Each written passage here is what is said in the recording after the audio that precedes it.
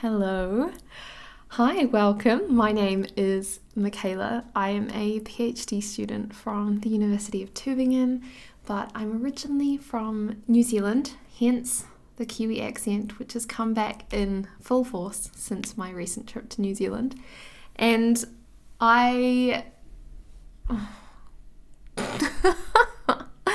honestly, I'm not in it today. I'm going to be honest. There's going to be lots of stumbling. There's going to be lots of, editing to make this sound like a real YouTube video. I'm coming out of some sort of illness. We're going back into last year where I just got sick for no reason. And to be honest, I got sick a few days ago. I thought it was food poisoning. Kind of still feels like the remnants of food poisoning, but then I've had massive vertigo. I don't know what's wrong with me basically, but I am sick. And so we've got the trusty hot water bottle and we're just gonna go for it. Welcome to my YouTube channel. If you're new here, if you're not and you're coming back, thanks for coming back. Thanks for the dedication. But I just thought that I wanted to start a new form of video style. This is a spontaneous, basically. This is a spontaneous idea. I have not cleaned up my background, so I'm sorry if you're watching this on YouTube format and not on Reels or TikTok format, which cuts everything out. But I feel like I just wanted to try out a new format of video once a week where I just want to chat. I really like YouTube videos where it's kind of like a podcast where you can watch it, it's visually stimulating, but at the same time you can just stick your headphones on and go do some housework or like fill in your bullet journal for the morning or whatever it is you want to do. And it's like super low pressure. To be honest, we're kind of throwing it back to my podcast days. For those who didn't know, I used to host a podcast when I was back in New Zealand. It was the University of Auckland History Research blog and podcast. And I co-founded it with a friend, shout out to Katie. And we just interviewed people on their research, and it was so much fun, and I loved it. And it was kind of, I don't know what dipped my toes into podcasting. So I feel like we're going back to that because, I don't know, these YouTube chatty videos I kind of feel like are like podcasts. And I feel like I have been falling into the perfectionism trap recently. And that's one of the reasons I wanted to start these videos is I feel like it's a different way of doing YouTube without it having to be like the most aesthetic video or the most, like overly edited and life is going great and you're filming everything. Like I just feel so run down at the moment, hence me being sick. And I've got so much going on that I want to video and I've just had no energy and I felt burnt out and life has been hectic. And I felt like I was falling into that trap of like, I'm doing YouTube for me. I really enjoy it. It helps me be creative. During my master's, I just lived and breathed my research and I worked because if you live in New Zealand, you've got to work to survive. It's so flippin' expensive to live there that I worked so much during my master's and I felt like I was researching and I was working and I didn't have a life outside of it. And so I found doing YouTube during my PhD and having very little pressure to do it just helped me be creative, and it's giving me this like creative outlet outside of writing and reading all day that's actually helping me be more productive during the week, which has been so much fun.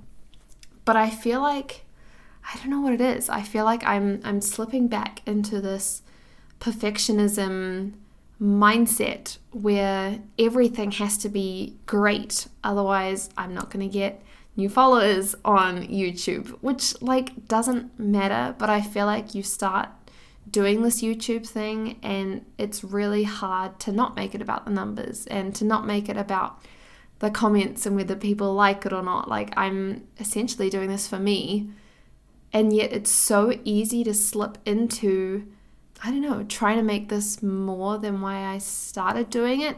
And I think it can be really cool because like I've learned a lot through doing YouTube. I've learned a lot about Germany from people from Germany who've commented on my videos, and I've learned a lot about myself and how much I don't experience in the moment. I don't even know if I've talked about this on YouTube before, but something happened to me when I was 15. I don't know if I'll ever talk about it, who knows, but I ended up with some memory issues, and I find it really hard. Like I struggle a lot with disassociation. I don't know how to say that word. Disassociation.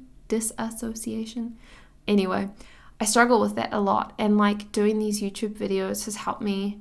Well, it's given me the opportunity to rewatch stuff that I myself have experienced and gone through, and see it again and take notice of things that I didn't notice at the time but that the camera picked up, or stuff that Luke did or Luke said that I didn't notice at the time. And that's been a really cool side of this. But I do feel like I was slipping into the pressure to make it more than it was. And I think there's a very fine line between producing something and having fun with it and experimenting with like editing techniques and which music goes with what video section you've produced. And that side of it has been so much fun. But I also feel like I'm comparing myself to creators who have done this a lot longer than I have and who potentially have more time than I do to do this. I don't know, like I've really admired watching Jenna Hong's stuff. I know I've talked about her on here before, but she is very open about how she's doing like a 9-to-5 job, but then also doing YouTube and how that comes with sacrifices. And I feel like part of me is really looking up to her and seeing what she's doing. And then the other half of me is like trying to be her and trying to feel like I should be working as hard as her, or I should be making the same kind of sacrifices that she's making. And then I feel like I get into this mindset of, well, YouTube is my side hustle and I should be sacrificing time with friends for this, or I should be pulling an extra late night to get this video up. And I just feel like I got sick this time. And it just made me really think how much of an unhealthy mindset I've been in since I started my PhD, essentially. I feel like I am somebody who, not even since I started my PhD, since beforehand, I'm totally someone who throws myself into a million things at once. And I feel like I need to change that. I need to not be working 1,000,000 hours a week whilst doing my PhD, while trying to meet up with people, while trying to go to church, while trying to do music, while trying to do YouTube, while like I'm somebody who I know I don't cope when I've got nothing to do, because I'm suddenly forced to think about all the things that I have been putting off that are in my box and compartmentalized away. And so I take all this stuff on and I try and be busy, and I've realized recently that that's not a healthy way to go about life. And I've realized through the last few days of stressing about how much I'm not getting done when I'm sick. Like I'm literally sick. I couldn't get out of bed without feeling like I was going to pass out. And yet I was sitting there thinking like, well, I have an interview to prep for, and I've got all this work to do, and I've got like I should be reading my book. I shouldn't be watching a movie. I should be trying to finish my Goodreads challenge. And it's so unhealthy and so stupid. But I realized that I feel like most of my life became a challenge and a task to do because I felt like it wouldn't become a priority without that. And I feel like I realized how much of a burnout thing that was. That when you feel like you have to make everything a task in order to get it done and have everything as a deadline, because if you're not working towards something, you're crashing, that's massive burnout. Like, I think I realized how much of my life and how much of my PhD and everything that I was doing wasn't so much for joy anymore. It was as a task. And to be honest, I think the thing that did make me realize this was my Goodreads challenge, which is why I brought it up. It's kind of ridiculous, but basically a few years ago, I didn't read anything. I grew up loving reading, and it was the kind of thing that to escape what was going on, I'd read a book. And I remember before we knew that I was lactose intolerant, and I'm not like lactose intolerant where I can still eat pizza and still drink a glass of milk and I'll just suffer the consequences. Like, I'm lactose intolerant.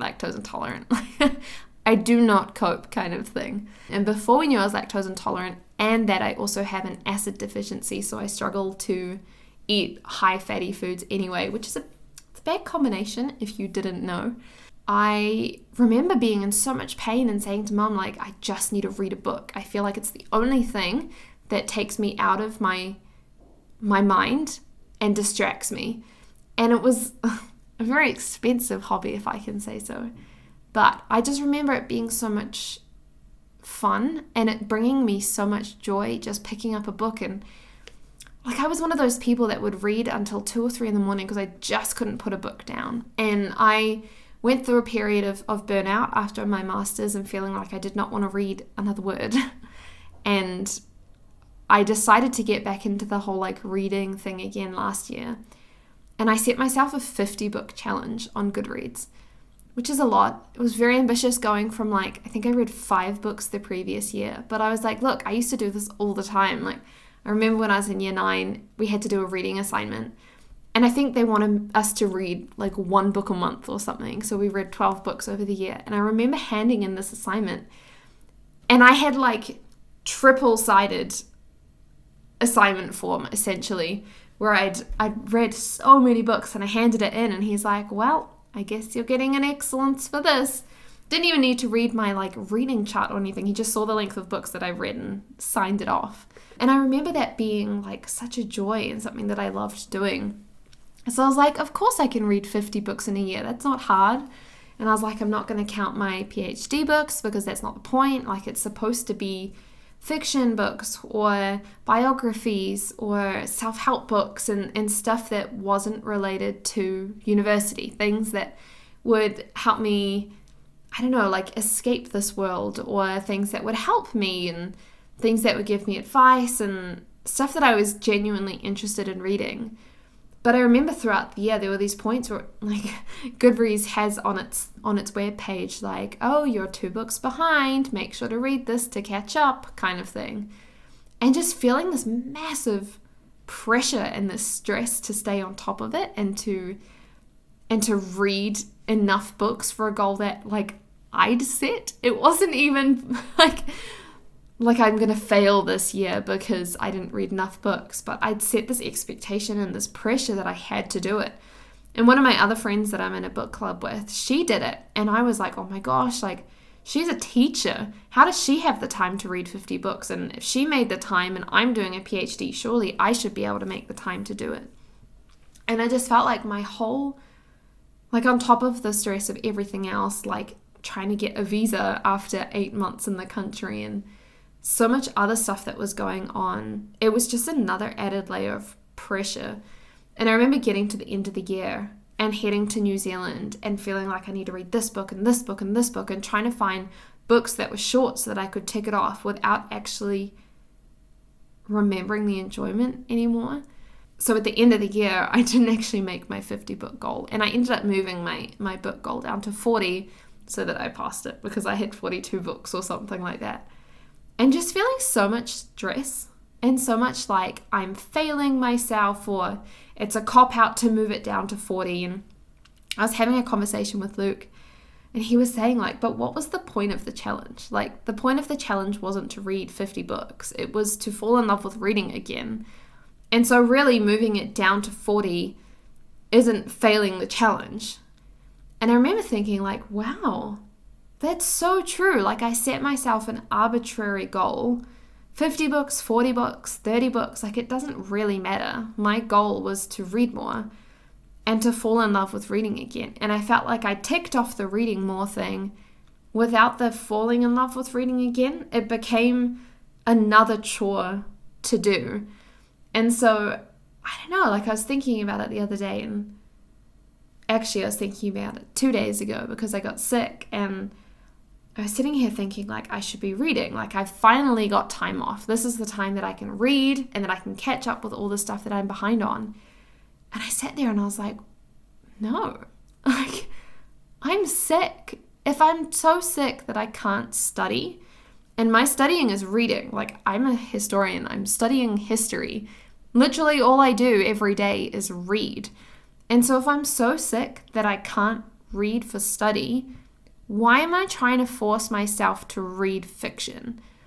And I realized it's because of this pressure to be that person on Book Talk, or be up to date with current books, or to meet my Goodreads challenge for the year. And I think I just realized how much pressure I put myself under, whether it's pressure to be the best student, or to be on top of things, or to complete a 40-hour week, even if it's at the expense of my mental health, and to read books every week, and to go to the gym 3 to 4 times a week, and to lose weight, and to make sure that I'm walking 7,500 steps a day. And I've realized how much of my life is driven by perfectionism and driven by the need for everything to be a challenge so that I do it and so that I have accountability.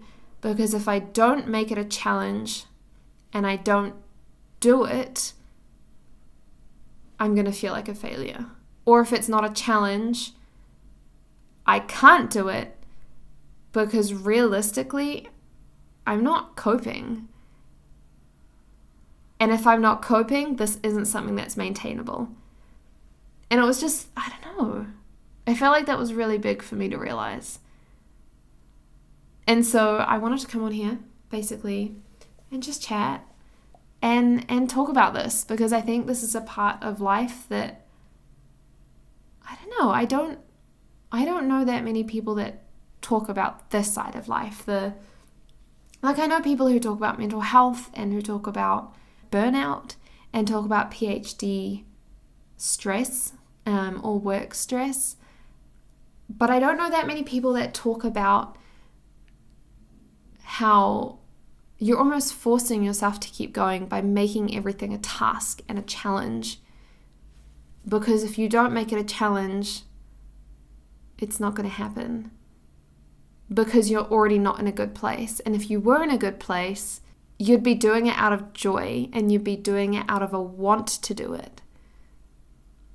I don't know, I remember I was in New Zealand for 6 weeks and we got barely any work done, because obviously the point of the trip was to see family and it was to see friends, and we were honestly running around like mad hatters the whole time, driving around to see people and see as many people as we could, that I got to the point that I was burnt out from seeing people, but I was so excited to get back to study, and I was so excited to get back to a normal routine. And we got back to Germany and I jumped straight into a 40-hour week and I felt great. But somewhere between landing back in Germany and now, I slipped back into my old habit of doing this because I feel like I'm not living up to the expectation, rather than doing this because I love doing it. Yeah, anyway, that's pretty much all I wanted to say. This silly, random, no, don't put it down, don't minimize it. I basically, I don't know, I felt like I wanted to talk about it, and I wanted to open up and see what you guys think. Is this something that you also struggle with, or am I alone in this? I don't know. I felt like I was trying to get away from the perfectionism of uploading on a certain schedule and uploading good quality videos that people will want to watch, when I know that that's not something I'm able to do right now. But talking and editing a video like this is something that I can do, and it's something that I enjoy doing because I feel like it's a lot more honest and it's a lot more real, and it's talking about my life right now. There are other things that I want to talk about, like how I'm actually really finding it here in Germany, and the things that we went through last year that were, to be honest, really sucky and made it really hard, but I felt like I couldn't talk about it because I felt like I had to prove to everybody in New Zealand that I could make it over here and that moving overseas wasn't a bad, selfish idea. It was something that has helped me to grow and given me opportunities that I wouldn't have in New Zealand. And I almost felt like I had to prove that even though it was hard, it was the right decision, rather than it just being the right decision for me. And like, I don't know, I want to talk about things I wish I'd known before coming. And there are so many talking things that I want to do that I thought, why not start this like just this sit down, chatty, get to know each other kind of video where it's still creating and it's still expressing myself and people getting to know me, but at the same time, there's no pressure to make it perfect. Like, I washed my hair this morning, I look like a mess, I've got my hot water bottle, but we're just chatting. And I think that's something that I have wanted to do for a really long time and felt like I couldn't do. I felt like nobody wants to hear me talk. Or like, I'm just some random Kiwi girl in Germany struggling with the idea of home and struggling with identity and struggling with mental health and life and everything. So I don't know. I'd love to hear what you guys think about this. And I will see you again next week with another video like this. And in the meantime, I've got so many other videos that I want to film and upload, and like I've got so many ideas and I love being creative, but I definitely feel like sometimes I don't feel like I'm worthy of doing this, or that I'm afraid to do this because of what people think. And I'm trying to get away from that. Anyway, I hope that you enjoyed this ridiculously long, chatty video, and I will see you with another one next week. See you.